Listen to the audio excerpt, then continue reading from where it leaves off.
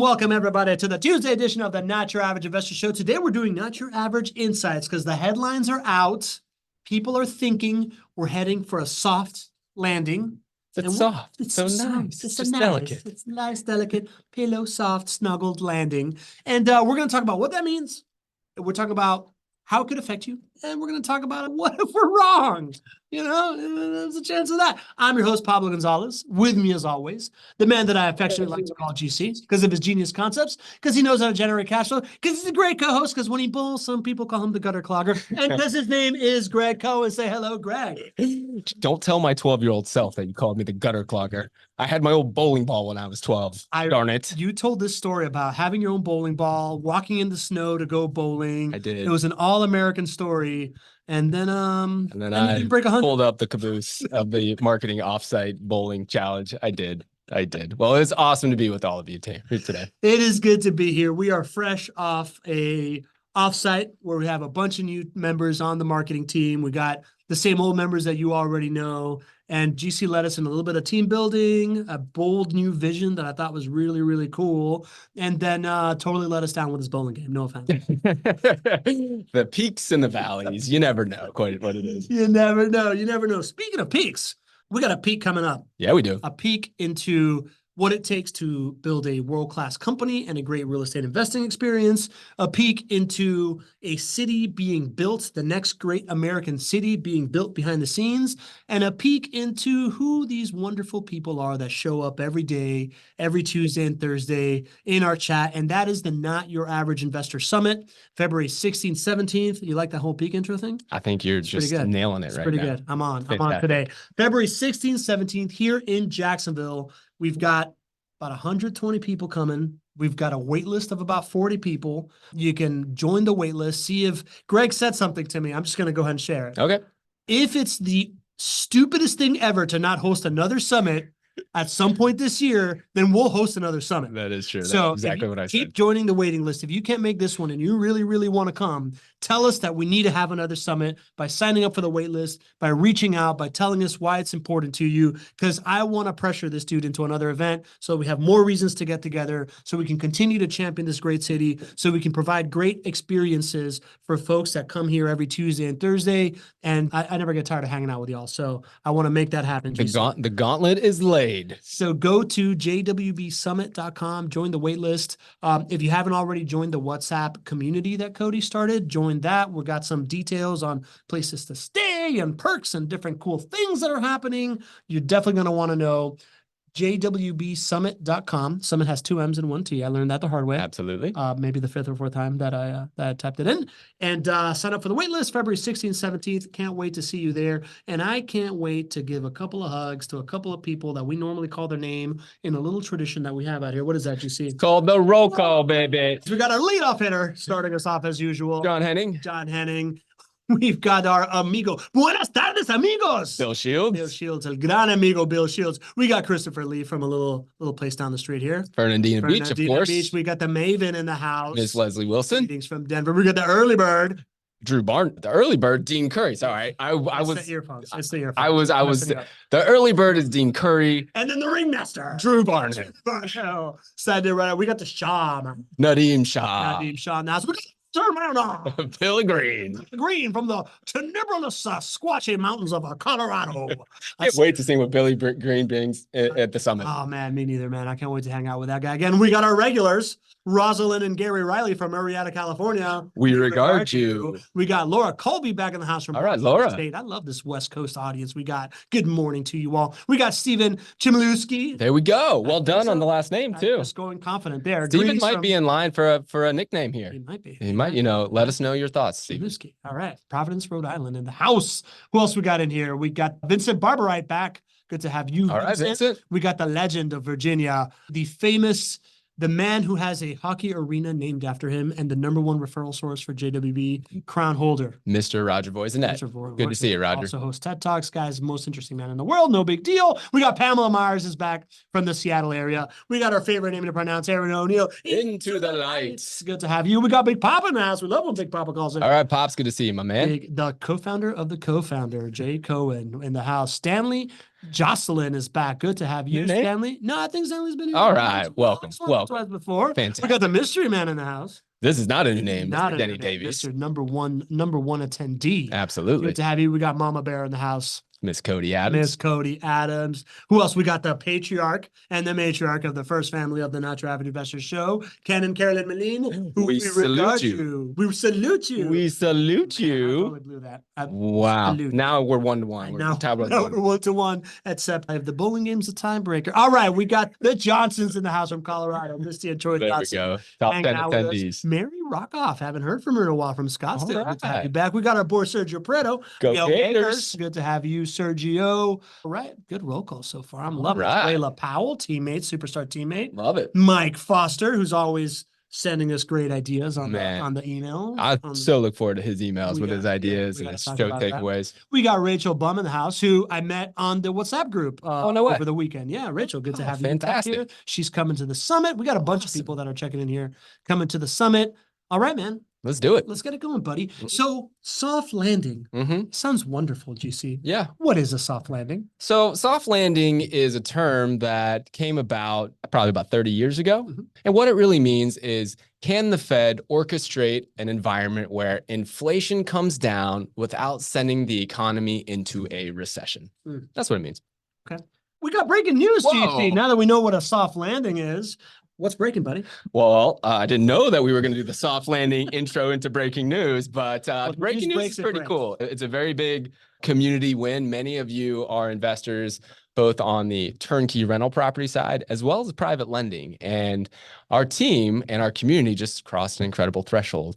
We have delivered over $500 million in funds paid back through our private lending program since 2006. $500 million of returns have been paid through the private lending program to all of you out there so that you can go and improve your lives, the communities around you, and make this world a better place. So I just think that's a really fun thing to share, and wanted to share the success with all of you. That's huge, man. That's a lot of borrowing and a lot of promises kept, Yep. which is really cool. And you guys, it's kind of like, your main thing is your hedgehog, as you call it in your business model, is getting properties to perform in a way where people can buy single family homes as an investment, as passively as possible. But your ability to raise capital is a key part of that, right? Mhm. Can you say why that's so important? Yeah, absolutely. We couldn't do the volume that we do if we didn't have the funding sources that we do. And, we are not a big hedge fund, Wall Street type player when it comes to our capital. We love serving what people call mom and pop investors. We love interacting with those clients so that we can bring real estate and private lending to everyday investors. Well, guess what? Those everyday investors, you as everyday investors, are our funding source. And that's what we call this private lending program. So this is when clients lend funds to JWB. JWB then uses those funds to purchase and build or renovate our turnkey properties. And then in turn, we sell those turnkey properties. And then we're able to pay out the returns on the private lending to those private lenders as the properties sell or get refinanced. So for years, returns have averaged 10% forever, pretty much. And you just think about doing that and stacking those wins over and over and over for our community over the past 18 years of earning an average of 10% returns over and over and over. You think about the good that has been done because of that. And we're very excited and proud to be a part of that. Over and over again to the tune of 0.5 billion, as Dean Curry puts here in the chat. That's not too shabby, buddy. It's good work, man. It's tumbling. All right. So back to today's show topic. Soft landing. Yes. Where Essentially were we? means economy's heating up and you're able to cool it down some for the interest of all without causing a recession. That's how you defined it. What does a soft landing for this scenario represent? I remember you were pulling out some stats that you researched this weekend that I think made it more contextual to what it means to us right now. Yeah, well, so a soft landing really comes down to a few different things, right? It's going to come down to inflation coming down. Mm-hmm. That's number one. It's going to come down to unemployment not rising so much that it would be in recessionary phase. And then it's going to come down to what is the growth, right? If we have negative quarters of GDP growth, then that's what the classic definition of what a recession is. So it comes down to those three factors. How low can we get inflation down? How low can we keep unemployment? And can we avoid doing that? Or can we do that while avoiding negative GDP growth? That's what the soft landing is. So I was researching a lot yesterday as I was preparing for the show. And Wall Street Journal just came out with their study, and they do these studies and they survey economists. And it's great because you get a pulse on what the economy and the smart economists are thinking. And they've changed a lot year over year. But they started to ask, okay, what do we expect the inflation, the consumer price index will be at the end of this year? What do we expect unemployment will be? And where do we see GDP growth being? And the Fed also has some predictions. So I think the Fed is if I check my notes here, I'll figure it out for you guys. It's either the Fed or the Wall Street Journal predicted that CPI, the consumer price index, which is what inflation is generally measured by, they expected CPI to be 2.4% by the end of 2024. The Fed's mandate is to get inflation to 2%. It's 3.4% right now, if my memory serves me right. And so you can see that's coming down. 3.4 to 2.4 would be a really healthy chunk out of inflation and getting that back down to what the Fed's mandate is. So that would be a great sign if we can pull that off. Bringing inflation down from 3.4 to 2.4, making sure that we don't have a lowering GDP, right? Keep the GDP constant or growing, and making sure that unemployment does not rise beyond a certain level. Yeah, and so on the unemployment side, they predicted what will our unemployment rise be, or the percentage of unemployment, what will it be? Across the country right now, it's 3.7% as of the end of 2023, and they're expecting that it'll be 4.3% at the end of 2024. Okay. So that is really low by historical standards. Pretty acceptable, right? Right. Under like 5%, it's a good unemployment. Exactly. Yeah. Under 5% is great unemployment. Yeah. The average is above 5%. So now, if we can get inflation down to 2.4%, if we can have unemployment rise like we all expect it will, but it only rises to 4.3%, boom, that's 2/3 of the stool. Now, I should say that, just to put this in real terms, unemployment rising to 4.3% would still put an extra 1 million Americans out of work. Okay, so everybody is assuming that this economic engine that is the United States is going to slow down. There's very few people who think otherwise.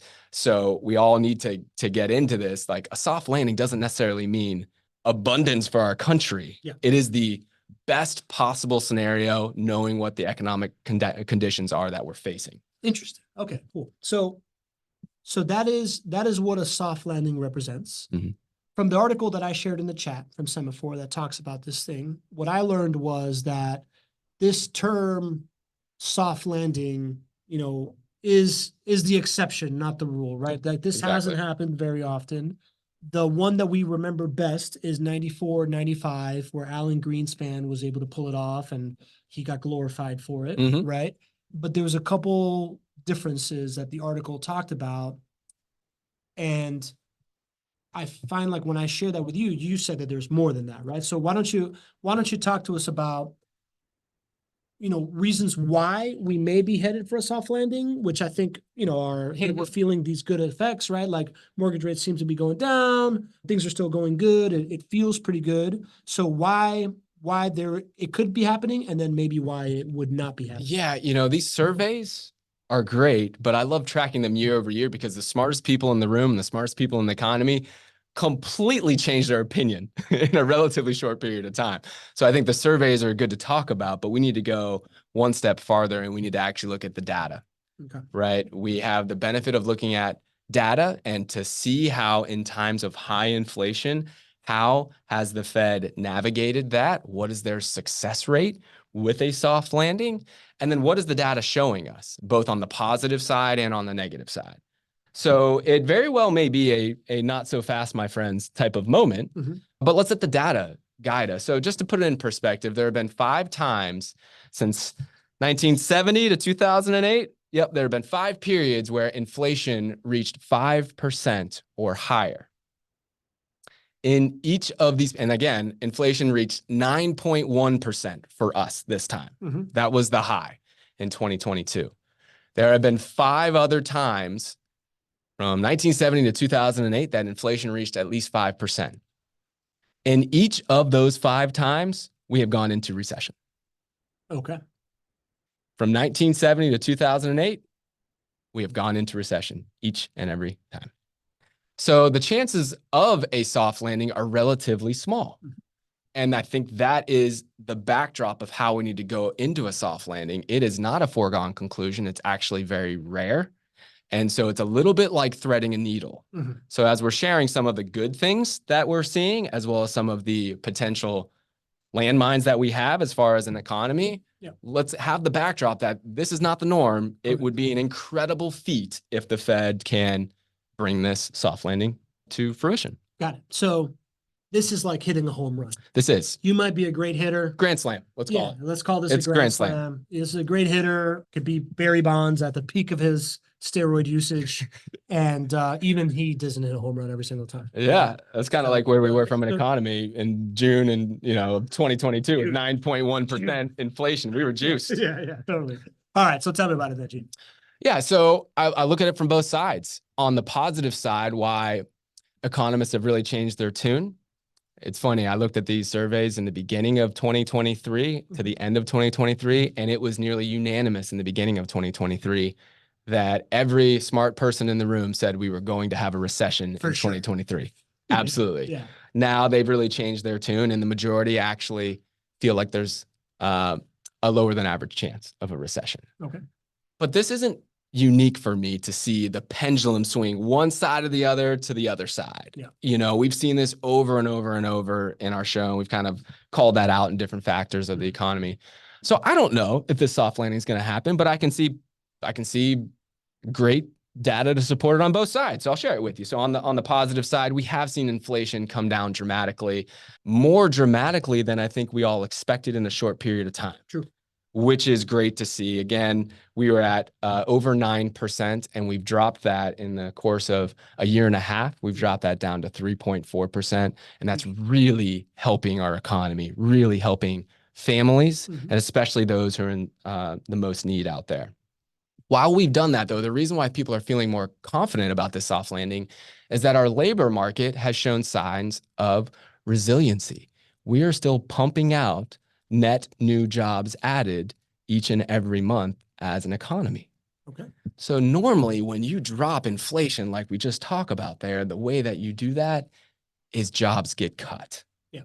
And people are unemployed.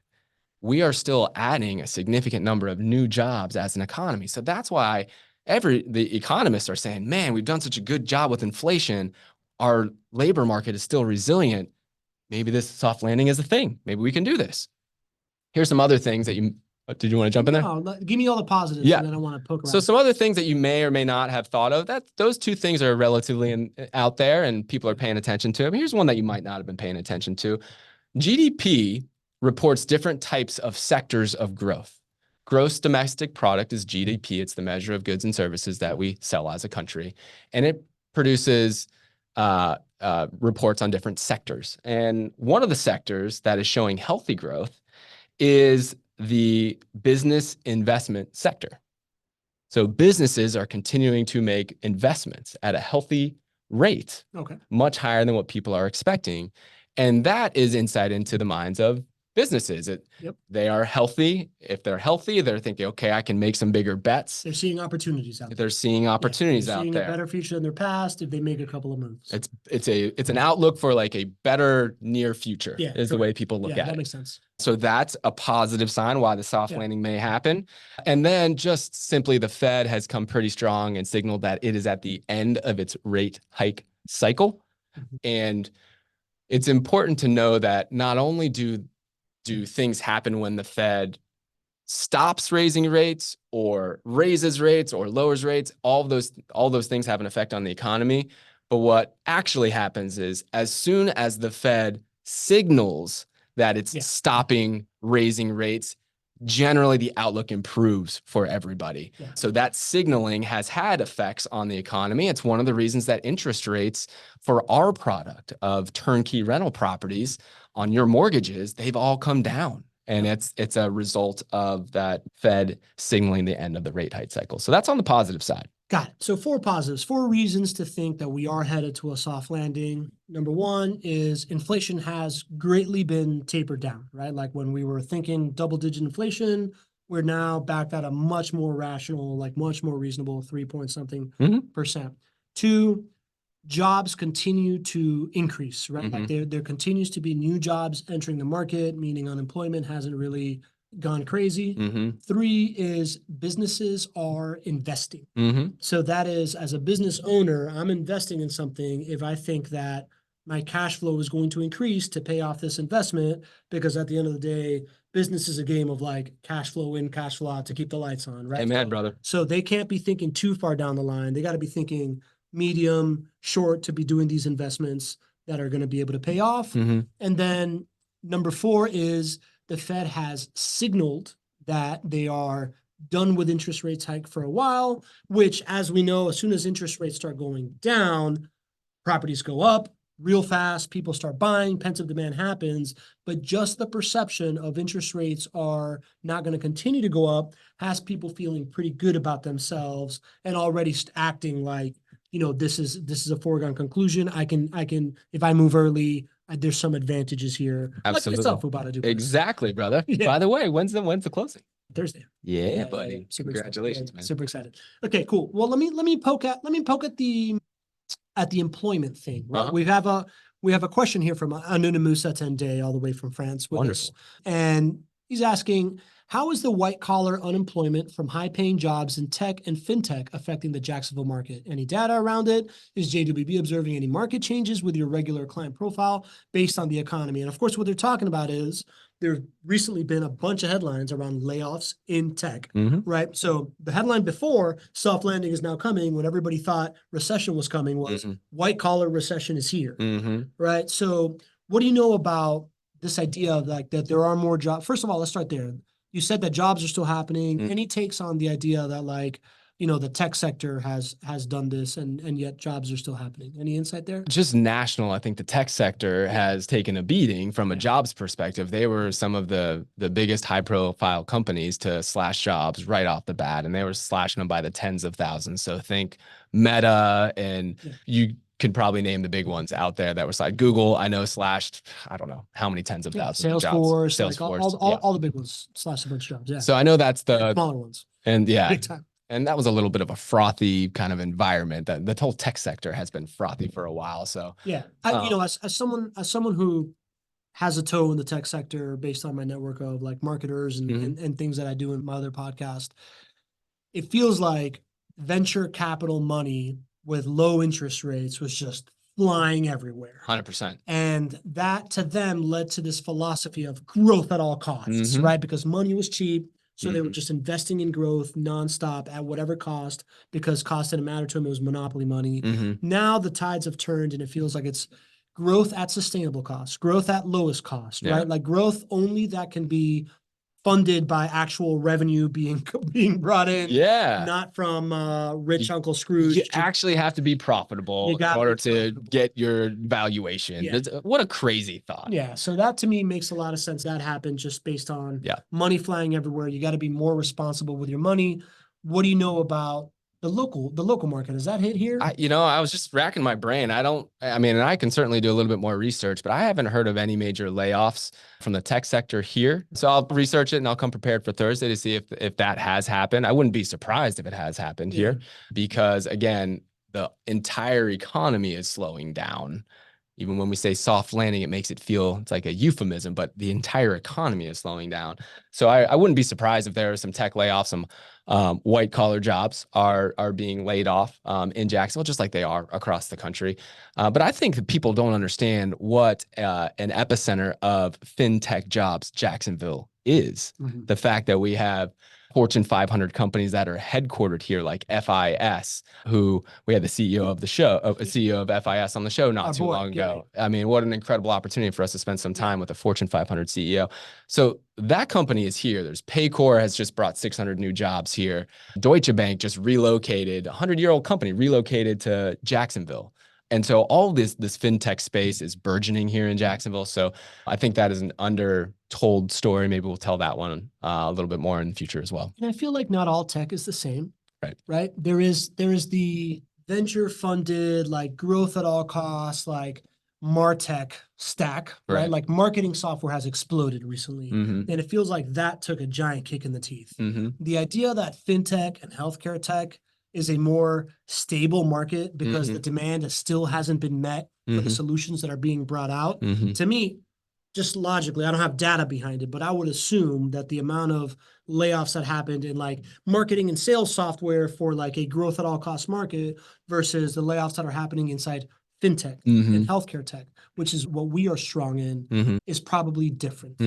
I also have to think that based on the Jacksonville economy and the effect, you know, since Anonymous is asking about the effect on JWB and the local economy, fintech and healthcare tech are just part of our economy. We're not Silicon Valley that is so like, you know, hell bent on the tech sector. We are very well balanced by logistics, by the government, right? Like big naval forces here, very, very stable businesses, by healthcare itself, Mayo Clinic and all these great institutions here, and fintech and healthcare tech and finance that isn't fintech.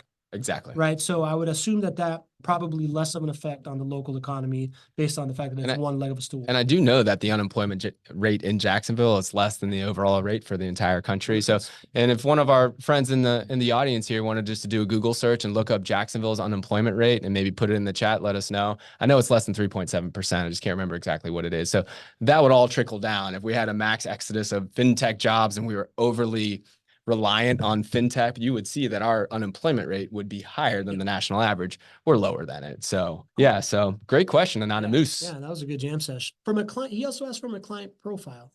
I know that there is a lot of like IT security, like there's definitely a lot of computer engineers in our community and in our audience. That feels like a different sector of employment as well, right? It's not like the startup venture founded, like these are folks that are kind of building out like cybersecurity, which is still very much in demand. Yeah. And these kinds of things. Have you felt it from a client profile standpoint? Has that been felt?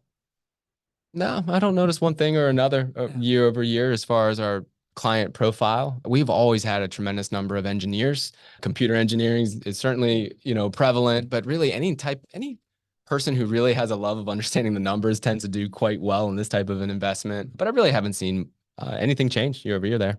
Cool. A lot of smart people in this community. We just do have saying, a lot of smart people. just saying. All right, GC. So those are the plus sides of we might be heading for a soft landing.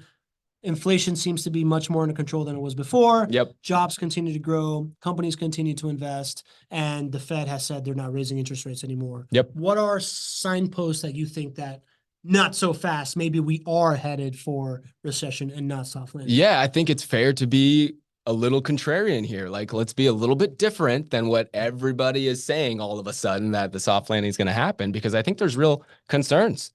I think recession is still very much in play. Here's some of the things I look to. The size and the scope of the Fed funds rate increases have been astronomical by historical standards. We haven't had the Fed raise the Fed funds rate this fast, this much, and this short of a period of time in 40 years. Since the last time that inflation was just way out of control. So it's not just like any rate hike cycle that we have been in. This has been 11 consecutive rate hikes. We took it from basically 0% was the Fed funds rate to over 5.25% now. The effects on the economy there, it is impossible to understand all the cumulative effects on that. So just the size and the scope and the speed at which this happened is something that we don't have a lot of data and understanding to understand what effects will happen down the road. So I think that is number one for me as being a concern. Got it. Something else you may not be thinking about, Fitch Ratings, which is one of the three major ratings Mhm. companies, they downgraded the U.S. AAA credit rating. That sounds serious. Yeah, they did this in August. We didn't even Yeah. talk about it on We the did not show. talk about that, huh? Yeah, they did this in August. They downgraded it to AA plus, and they cited concerns over fiscal government and rising deficits, specifically talking about how, as a government, we have handled the debt ceiling crisis, which we did profile here on the show. And we said, listen, they're going to figure it out, but you keep doing this, and it's going to have negative effects on the overall economy. Yeah. Well, this is a negative effect on the overall economy. Basically, what the ratings company says is it's more risky today to borrow for the US government to borrow money and pay you back than it was a year ago. And so what that means is it costs more money. And when it costs more money and you have higher interest rates that are indirectly resulting from that across, you name it, home equity lines of credit, mortgages, student loans, everything along the lines, that has a dampening effect on the demand of an economy and absolutely could be a leading indicator to higher cost of living and higher cost of doing business across the board, which is a negative when we're talking about potentially going into a recession. So don't forget about that. Something else that we've talked a little bit about that's been in the news is the resumption of student debt payments. That's big. Yeah, that happened in October. Yeah. That's a big number. And that affects people, generally people who don't have a lot of disposable income as well. And so what's going to potentially lead this country into a recession is lack of consumer spending. Yeah. And so if you are raising now and resuming your student debt payments, that's going to take a chunk out of whatever consumer spending might have been there and potentially lead us to a recession. They start to run, this is the other thing to look at, they start to run reports on credit card usage, and they run reports on account balances. And if you start to see account balances for the average American going down and credit card usage for the average American going up, it's not a good sign. That's another sign that recession might be coming. But I think the culmination of all of this is that what I don't think people really understand is we are still relatively new in this results of the rate hike cycle. Like the rate hike might be over, but we're still relatively new. Yeah. Like the number of times that the Fed has raised rates 1% in a year, it's very, very rare. Yeah. It's very rare. It's not normal.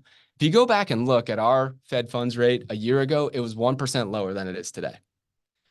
What we know from the data that we do have is that even in normal rate hike cycles, it takes a year or more for those effects to be felt throughout the economy.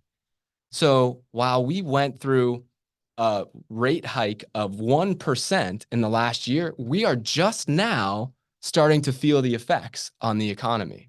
And 6 months ago, it was probably, 0.5% lower than what it is right now. We won't feel those effects for 6 months from now. Yeah. And a 0.5 point increase for the economy is big.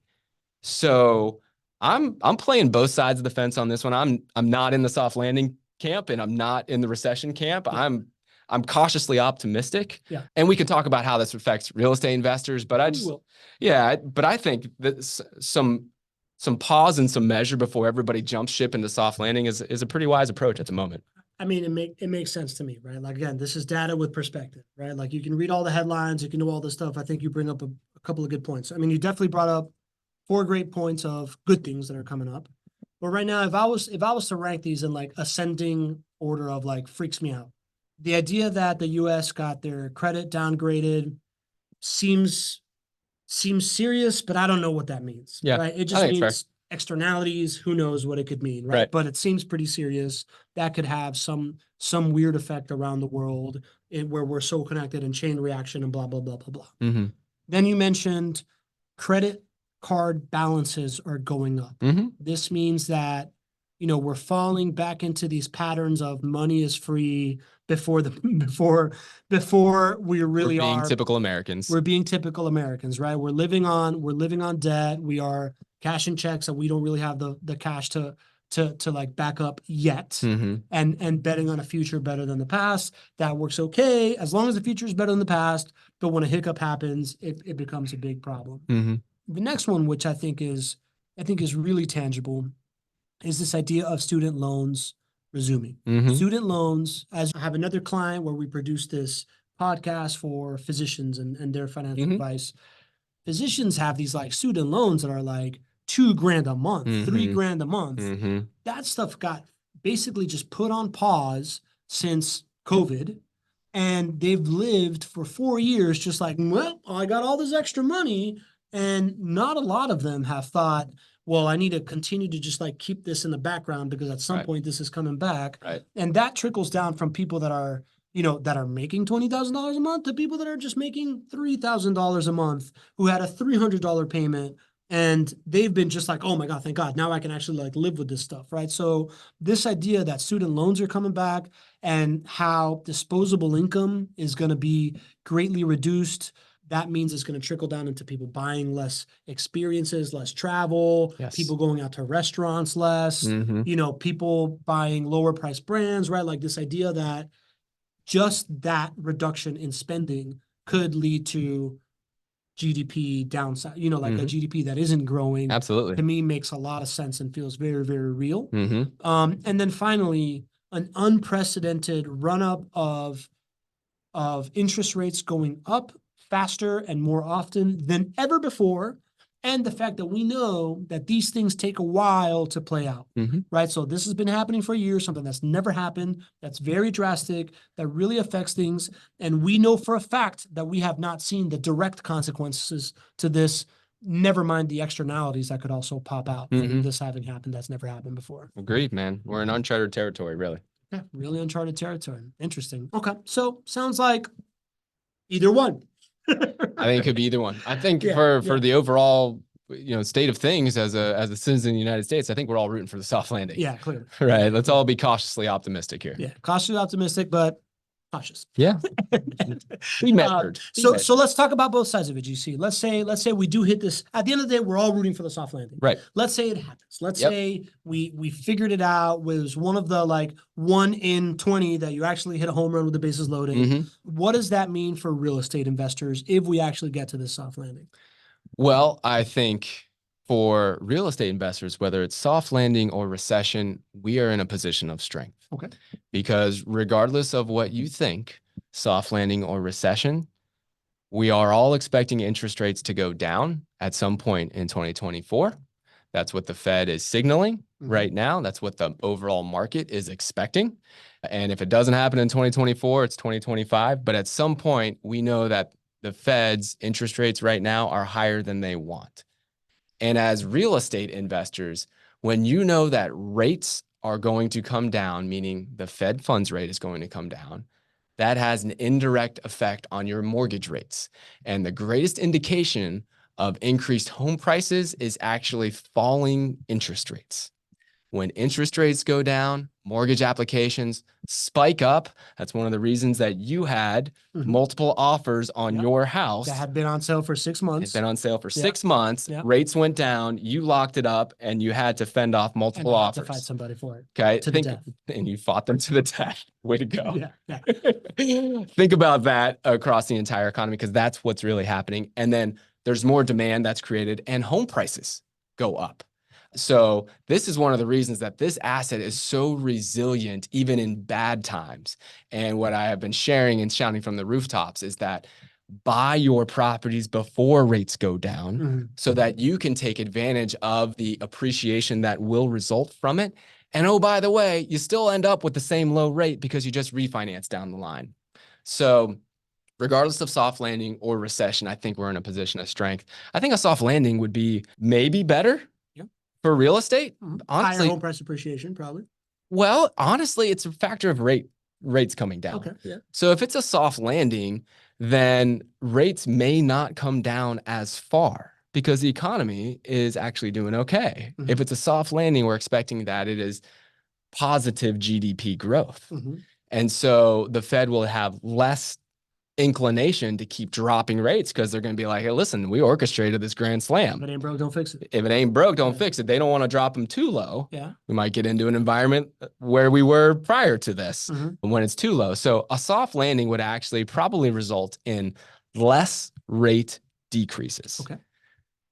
there's a million factors here, but I think you can make an argument that if you had less rate decreases, you're still going to have above average home price appreciation. Yep. Because any decrease will lead to home price appreciation, but it might not be as high of home price appreciation if you had more significant rate decreases. That may be it. Now, there's a million other situations out there as well. Let me play the other side, right?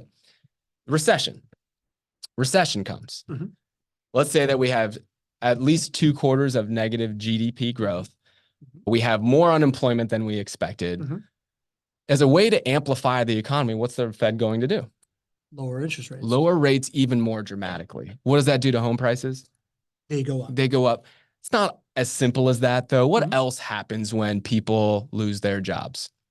They can't pay rent. They can't, afford their mortgages, stuff like that. Demand is also hampered as well. Yeah. So it's impossible to say which would be better for home price appreciation than another. You could look at it in a vacuum and say, less home price decreases, maybe less spike in home price appreciation, more decrease in rates, more home price appreciation. But that's not the way we should look at this. I think the way to look at it is like, either way, you want to be in a position of strength. You want to own an asset that in a low rate environment sees a large spike in the asset value. And that's what we see in owning single family rental properties. A soft landing, though, would be more beneficial on the rental demand side, though. Sure. Because if you have a soft landing, less people lose their jobs. Yep. And that is a great thing for everyone. That's what we want. Specifically as rental property investors, you have less to worry about as far as rental demand going down and vacancies going up. On the recession side, there might be an argument to be made that home prices might go up more because interest rates go down more. Yep. But then you run into some more challenges about what does a recession do for our residents? Can they still afford to pay the rent? So it's something to monitor. We're going to be talking a lot about this. I think we should all be rooting for a soft landing, but I also want us to know that real estate, from both a rent perspective and a price perspective in Jacksonville, has weathered many recessions. And home prices nationally have never gone down.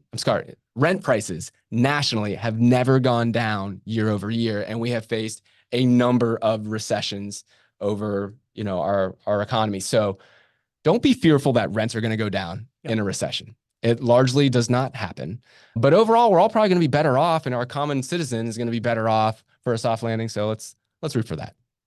Okay, sounds good. Yeah, makes sense, man. If at the end of the day, real estate is one of these assets that is no question why most people believe that it is the best asset to have in your portfolio, right? It's surprisingly resilient. It is a critical need. We realized during COVID, right? Like how much people just absolutely need their homes and to stay in and whatnot.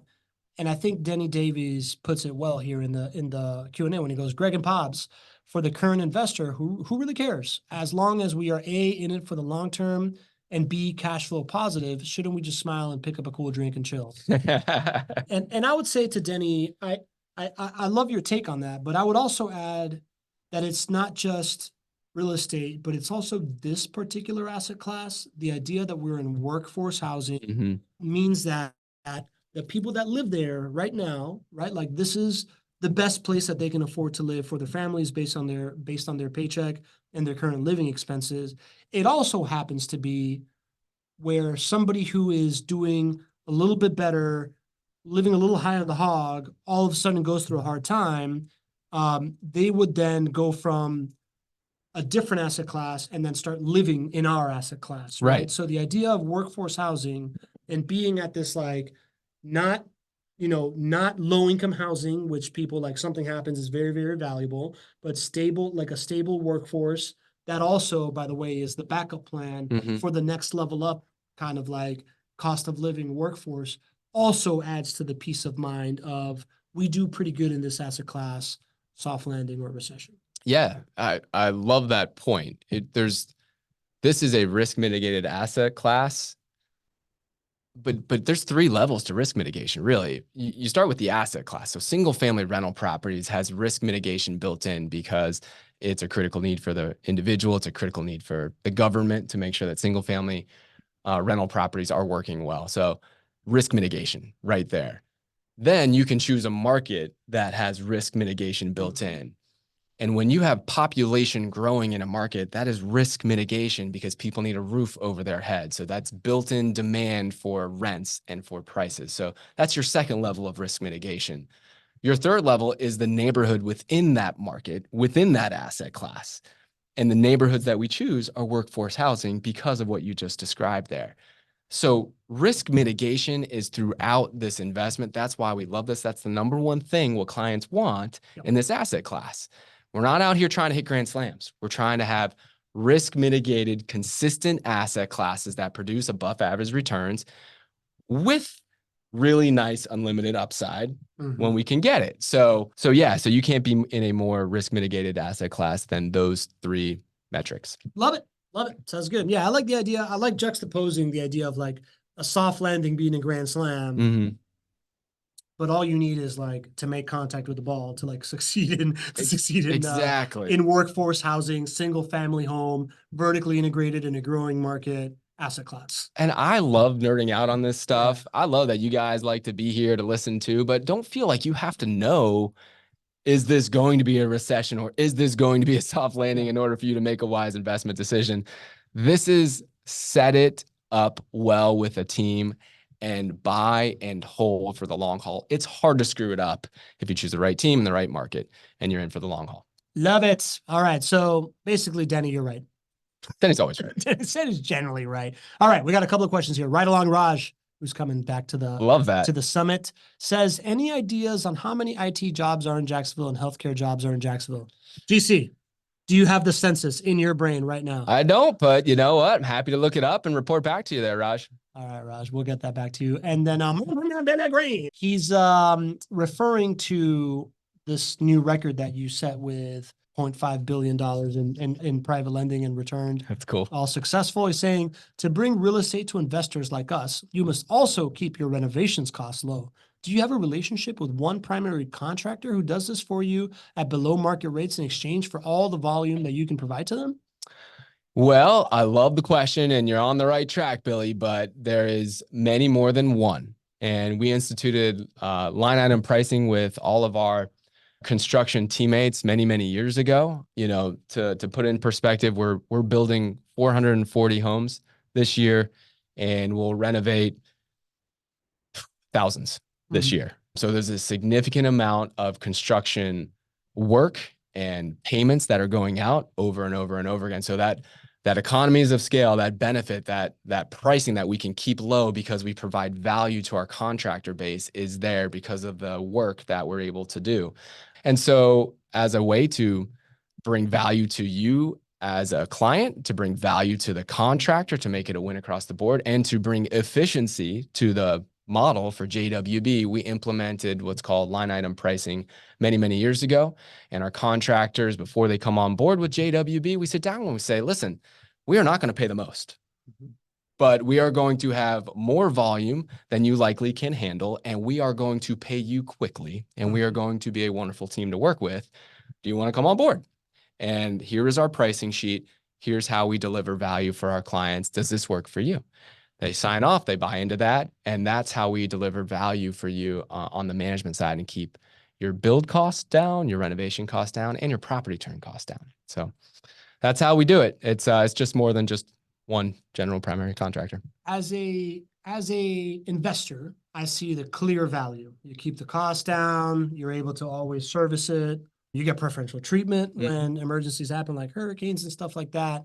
This Friday at the marketing offsite, another theme that we haven't talked about in a while kind of came up, right? And it's this idea that JWB as a client is like the best client you can have. And that's why you guys have had this like long run of companies that get you guys as like a cornerstone client and then grow to become bigger companies like myself and Whitney Ritchie and the law group, McKillop Law and stuff like that. Because what everybody just heard is you ask a lot, right? Yeah.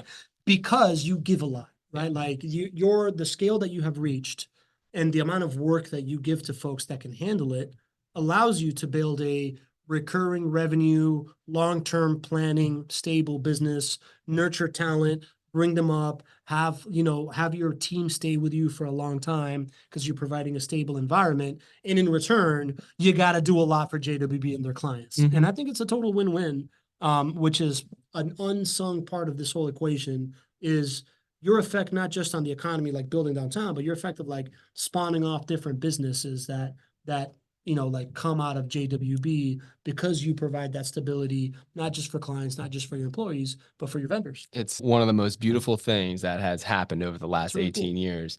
And the stories that we have, your business success, Cody's business success, right? Our new teammates that are coming on the marketing team. You look at our title agency, our insurance, you look at our contractor base. We have contractors that started as an individual handyman that now own entire contractor businesses, right? We have builders that we have helped to start their businesses. It's been a beautiful relationship, and I do think that everybody wins, and it's something that I'm really proud of after 18 years, watching other companies achieve incredible levels of success as a byproduct of all of you and your investments. Love it, dude. All right, one final little bit of breaking news here before we get out of here. Yeah. Or not really breaking news, but an answer to a follow-up question here, right? Michael Santorios. I'm not ready for that one yet. You're not ready for it? I haven't done the research on that one. Michael, I've been working on your question, and takes a little bit of research. So Okay. Yeah, we'll get back to you here pretty quickly Well, I'm on glad that you one. stopped me then. I did.